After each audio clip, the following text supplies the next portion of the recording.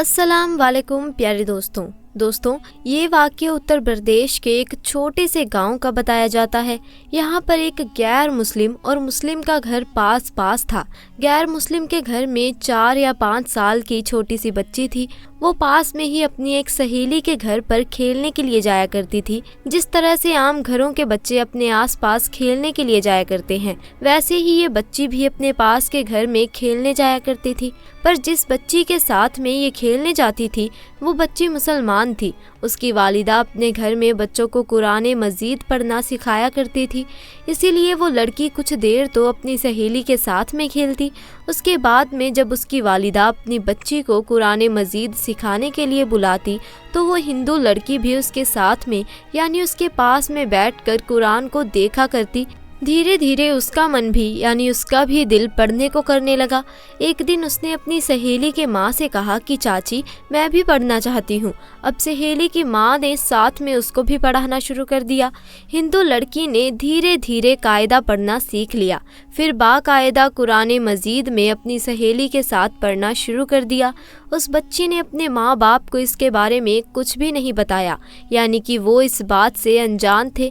जब मुस्लिम लड़की ने कुरान मजीद पढ़ना मुकम्मल सीख लिया, तब ये गैर मुस्लिम लड़की भी पूरा कुरान मजीद पढ़ना सीख गई थी। प्यारे दोस्तों, उसके बाद में एक ऐसा वक्त आया कि बच्ची जवान हो गई। माँ बाप ने उस लड़की की शादी एक गैर मुस्लिम हिंदू के साथ कर दी। वो इतना ज़्यादा कट्टर था कि मुसलमानों को देखना तो दूर की बात, मुसलमानों को बात करना भी पसंद नहीं करता था, क्योंकि उसको मुसलमानों के बारे में गलत जानकारी थी। अब उस लड़की की शादी होने लगी। एक दिन वो लड़की अपनी मुस्लिम सहेली की माँ के पास गई और उसको कहने लगी कि मैंने आपसे पूरा कुरान पाक पढ़ना सीख लिया, मैंने दिल ही दिल में कलमा भी पढ़ लिया, मगर मैं इसके बारे में अपने घर वालों से कुछ भी नहीं बता सकती। अगर मैंने उनको ये बात बता दी तो घर में कलेश हो जाएगा और मुझे घर से निकाल दिया जाएगा। और अब मेरी शादी भी एक ऐसे इंसान के साथ होने वाली है जो मुसलमानों को देखना भी नहीं चाहता। ये सुनकर उसकी सहेली की माँ ने कहा कि बेटा, अगर तुझको कुरान पाक से सच्ची मोहब्बत है तो अल्लाह तबारक व ताला पर भरोसा रखो, अल्लाह ताला तुम्हारे ईमान को जाया होने नहीं देगा। उसके बाद में सहेली की वालिदा ने उसके लिए शादी का एक तोहफा तैयार किया।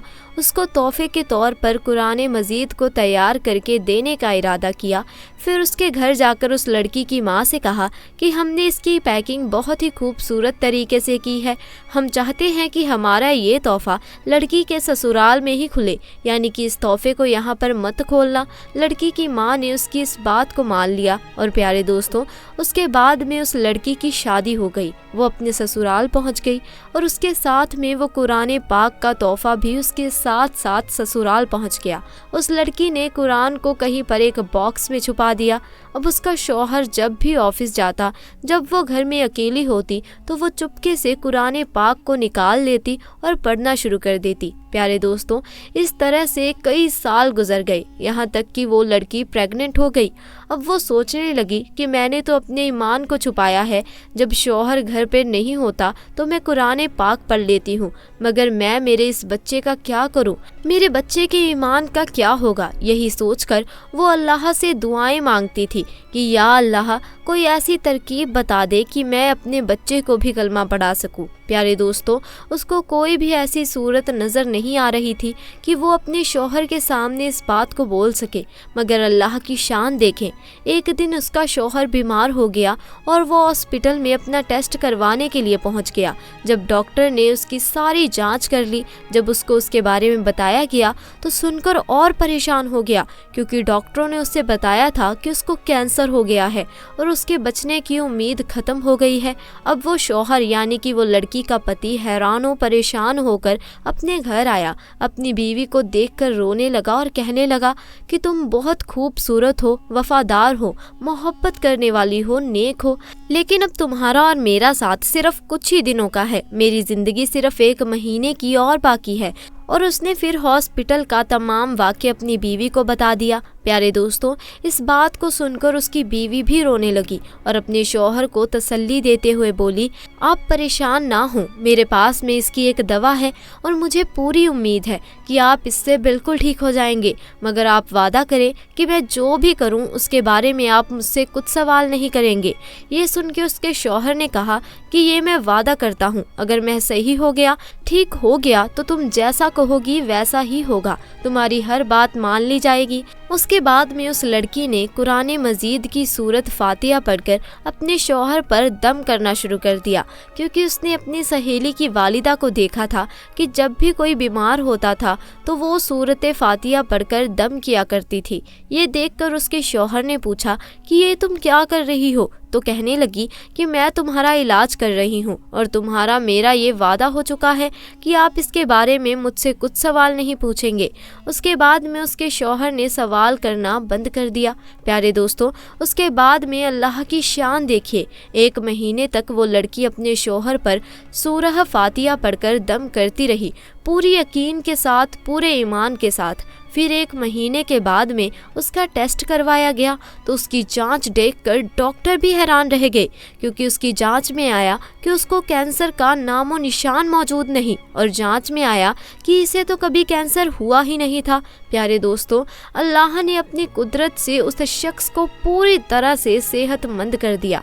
बेशक अल्लाह ताला जिसे चाहे शिफा अता फरमा देता है, और जब वह बिल्कुल सेहतमंद हो गया तो वो बहुत खुश हुआ और अपनी बीवी से पूछने लगा, ये सब कैसे पॉसिबल हुआ है? और बोला, तुम अब क्या चाहती हो? मैं तुम्हारी हर बात को पूरा कर दूंगा। बीवी ने उसके बाद में बेझिझक सारी बात अपने शौहर से शेयर कर दी कि इस तरह से अपनी सहेली के घर पर खेलने जाती थी जब छोटी सी बच्ची थी, और किस तरह उसने कुरान मजीद को पढ़ना सीख लिया, और किस तरह से उसको कुरान तोहफे में मिला, और किस तरह से वो घर में छुपकर कुरान पाक पढ़ती थी। उसके बाद में उसने अपने शौहर से कहा कि अब तुम भी कलमा पढ़ो और मुसलमान हो जाओ। अब शौहर उसकी बात को मना नहीं कर सकता था, क्योंकि उसने वादा किया था। अब उसने कलमा पढ़ लिया।